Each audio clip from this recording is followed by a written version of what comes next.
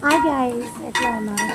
So నేనైతే prawns biryani అయితే prepare చేశాను ఫ్రెండ్స్. అంటే కొంచెం మబ్బుగా ఉంది, క్లైమేట్ ఏం బాగాలేదని చెప్పేసి ప్రాన్స్ సండే తీసుకొచ్చినాము. కర్రీ చేయలేదు, దాన్ని అయితే బాగా వేసి మ్యారినేట్ చేసి ఫ్రిడ్జ్లో అయితే పెట్టేస్తున్నాను. పెట్టిన ఇంకా మబ్బుగా ఉంది కదా అని చెప్పి ఇంకా బిర్యానీ అయితే ప్రిపేర్ చేయాలనుకున్నాము.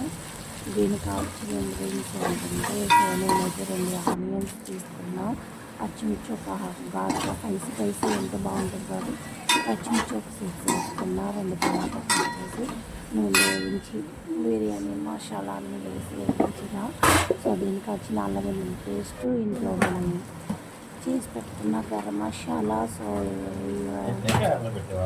చెక్క లవంగా అవన్నీ పొడి. సో నేను కొంచెం దీంట్లోనే జీడిపప్పు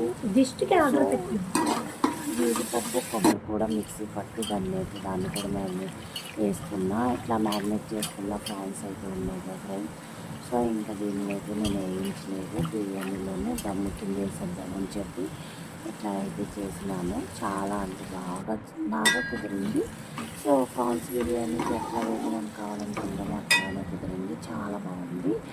సో మీకు కూడా నచ్చితే కనుక లైక్ చేయండి, సో సపోర్ట్ చేయండి. అట్లాగే నేను ఏంటి అని అంటే, సో మా ఏలూరులో అయితే ఎప్పుడు అంటే ఇన్ని ఇయర్స్లో తుఫాన్ వచ్చినప్పుడు కూడా సో ఇంతలా లేదు వర్షం అయితే. యామ కొట్టింది అసలు 2 అవర్స్ 1.5 అవర్స్ 2 అవర్స్ కొట్టింది వర్షము. అస్సలు యమ చెట్లు పడిపోయి అసలు కరెంట్ లేదు. మధ్యాహ్నం 3కి స్టార్ట్ అయ్యింది, నైట్ 12 అవుతుంది కరెంట్ వచ్చి. సో అసలు అప్పుడులాగా దోమలు పిల్లలు ఇబ్బంది పడిపోయి చాలా చాలా అసలు యమ కొట్టింది ఫ్రెండ్స్. అసలు వర్షం అయితే ఎప్పుడు కూడా లేదు మా ఏలూరులో, ఇంతగానో ఉంది వర్షము. సో ఫస్ట్ టైము వర్షం అయితే అమ్మ కొట్టింది. అట్లానే ఈ క్లైమేట్లో ఈ బిర్యానీ కూడా తిందామన్న కరెంట్ లేదు, కానీ వేడివేడిగా ఉన్నప్పుడు తింటే బాగుంటుంది కాబట్టి మేమైతే మొత్తం ఫ్యామిలీ అందరం కూడా తిన్నాము. చాలా అంటే చాలా బాగా కుదిరింది. సో దాంట్లోకి ఇంకా పెరుగు చట్నీ అయితే చేసినాను, ఎలా వచ్చింది ఫైనలీ. చాలా అంటే చాలా బాగుంది. మీకు నచ్చితే కనుక లైక్ చేయండి, ఫాలో చేయండి, సపోర్ట్ చేయండి. Please like and support.